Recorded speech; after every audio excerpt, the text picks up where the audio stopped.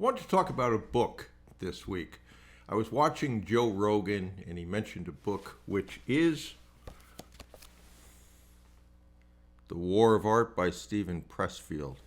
Pretty easy read. You can do it pretty quickly. But Joe Rogan said it changed his life in a lot of ways. So it dealt with things like procrastination, accomplishment, etc., etc. So I figured I'd give it a read. I don't read a lot. I read parts of things, mostly for information. I don't read for enjoyment. My wife, on the other hand, reads every single day. So when I buy a book, she frequently says, is that going to be another book that just sits there and you don't read it? Well, in this case, that's not true. So I did read it. And I want to do this in a couple parts. I'll do it in this video, but I'll also do it in a podcast on Monday.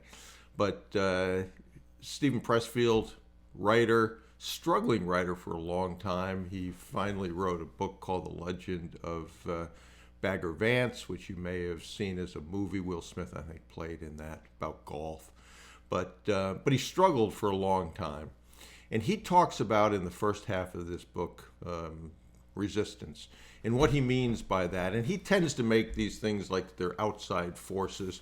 Don't know if that's true or not, but let's assume for the case of this that it is. Where it comes from, who knows. But he said resistance is what he called it.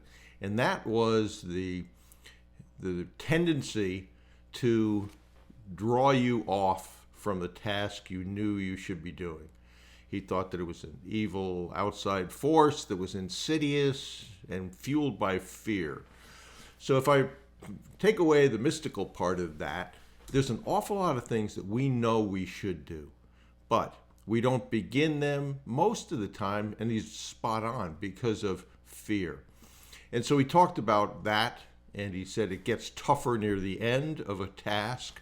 So in his case, writing, there's a tendency at the very end just to say, well, yeah, I'm not quite ready for this. Then I'll have to send it to the publisher. The publisher might turn it down. So guess what? I'm not going to do that right now anyway. So he had a lot of books that he started, but he never finished in that regard.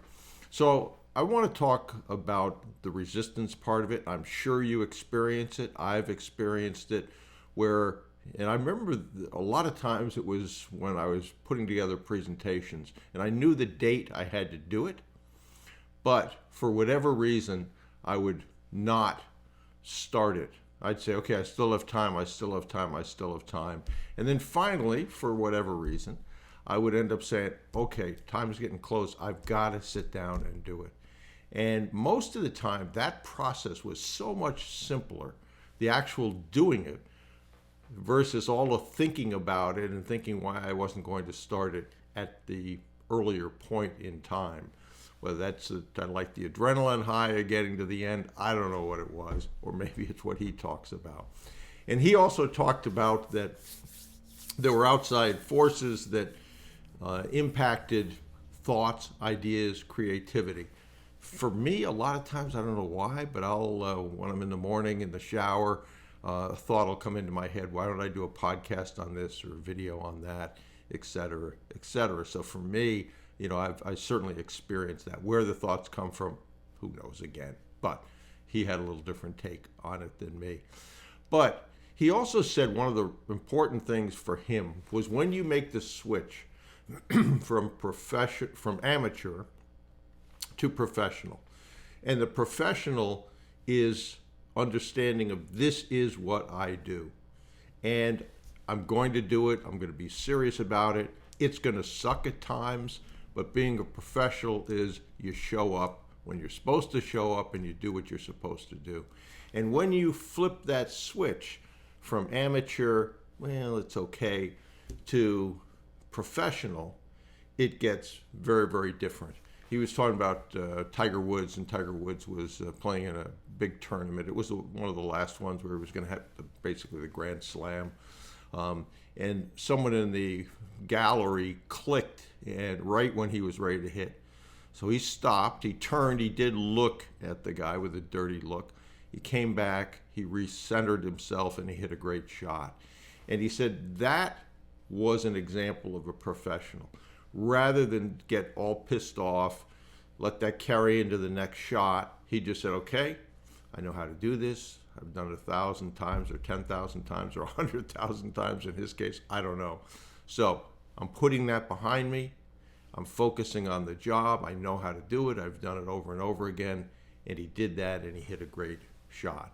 So I want to talk, this is Friday when I'm doing this video. On Monday, I'm going to do a podcast. I'm going to talk about some of the other points that he made in this book, and then more importantly than understanding how you can implement that. But think about resistance. That's what stops you from doing what you know you should do. Maybe that's a cold call because I'm afraid what's going to happen.